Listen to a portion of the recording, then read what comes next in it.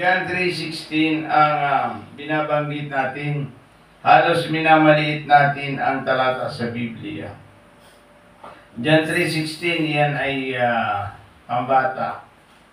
Hindi po, ang John 3:16, ito ay natagurian ng Biblia na pusod ng Biblia. Bakit? Hindi ito pinakita ng Diyos yung kanyang malaking pagmamahal, yung tinatawag na great love ng Diyos sa atin. Yung malaking pag-ibig sa atin ng Diyos. Nung ang tao ay nagkasala, nahiwalay siya sa Diyos, Diyos Ama ang nagplano kung paano matutubos ang tao. Kaya nga sinabi niya dito, for God so loved the world that He gave His one and only Son. Na ibinigay niya yung kaisa-isa niyang anak. Ito yung malaking pagmamahal ng Diyos sa tao. Na ibinigay niya yung kanyang kaisa-isang anak, yung first plan ng Diyos. Bugtong na anak ng Diyos, ibinigay niya ito. Sabi niya dito, one and only Son, kaisa-isa. Na hindi siya nagkatubili na ang tao ay matubos na sapagkat ang tao ay mahal ng Diyos. Sabi ng Panginoon sa 1 Peter chapter 3 verse 9, not wanting everyone to perish. Ayaw ng Diyos na may mapahamak. But everyone to comes to repentance. Yan ang gusto ng Diyos, na ang tao ay magbalik loob sa Kanya. Kaya nga hinirang tayo ng Diyos na tayong lahat ay Kanyang maging anak upang ang mga tao ay mapagsabihan natin. Una, kaya tayo tinawag ng Diyos, kasama ito sa plano ng Diyos Tinawag tayo mga Kristiyano, maligtas, upang ipagsabi natin ang kaligtasan. Upang ipagsabi natin ang kaligtasan. Sabi niya dito sa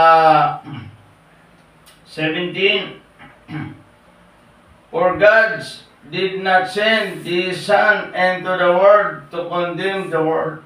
Hindi siya napunta rito, hindi siya bumaba sa lupa, hindi siya nagkatawang tao para ang mundo'y parusahan. Sabi, hindi si Kristo napunta dito sa lupa para parusahan ng tao, hindi po yan. Sabi niya dito, but to save the world through Him. Upang ang mga taong ito ay bigyan ng pag-asa para maligtas. Bigyan ng pag-asa na hindi mapahamak sa naglalagablab na apoy. Yan ang malaking pag-ibig sa atin ng Diyos na hindi lamang plinano ng Diyos na tayo ay maligtas, kundi pinigyan pa tayo ng pagkakataon na ang Kanyang anak ay ibigay para sa atin. Third, sabi niya dito sa 18, whoever believe in the name is not condemned. Tingnan mo whoever believe in Him is not condemned. Yun daw na naniniwala o sumasampalataya kay Yesu Kristo, hindi napaparusahan. Ngayon, iyon ang part ng tao. Ito yung panawagan sa atin ng Diyos. Iyon ang panawagan sa atin ng Diyos na hindi na mapaparusahan ang sino man sa Kanya sasampalataya at magtitiwala. Sabi niya dito sa 18 pa rin, but not whoever does not believe is stand condemned already, because he has not believed in the name of God's one and only Son.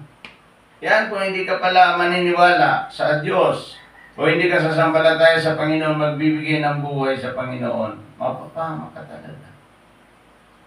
Sabi niya dito, na mapapahamak ang mga hindi sumasampalataya.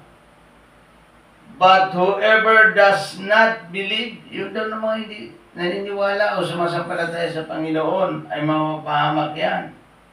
Stand condemned already. Siya ay handa na tumayo doon sa kapahamakan. But do not believe o hindi sumasampalataya kay Kristo ay walang buhay. Kaya dito maliwanag But whoever does not believe is stand condemned already, because he has not believed in the name of God Jesus Christ. Kung hindi ka pala talaga sasampalataya kay Kristo, hindi ka magbibigay ng buhay, talagang mapapahamak ka. Pero paano ba natin mailalapat ito sa ating buhay? Paano ba natin mailalapat ito sa ating buhay? Una, the activity of God. What is your plan? What is your part? The part of my life, the part of my activity of God is share the gospel of God. Mayroon ka bang pusong handang maglingkod sa Diyos at i-share ang salita ng Diyos sa Kanya? Minsan, tinawag tayo ng Diyos. Tingnan mo, yung pagtatawag sa atin ng Diyos, hindi upang maupo, kundi tayo ay tinawag niya para tayo ay ipangaral ang Kanyang mga salita. Sa anumang paraan ito, hindi naman lahat, hindi naman para pastor, mangaral ka ng salita ng Diyos. Hindi po yan. Kundi lahat tayo, pastor at hindi pastor, ay kailangan mangaral ng salita ng Diyos. Kasi pinagkatiwalaan niya tayo. Binigyan tayo ng karapatan maging anak niya. Simula na tayo sumampalataya sa Kanya. Binigyan ka ng karapatan. Sabi niya dito, whoever believe in Him shall not perish. Hindi mapapahamak. Paano sila hindi mapapahamak?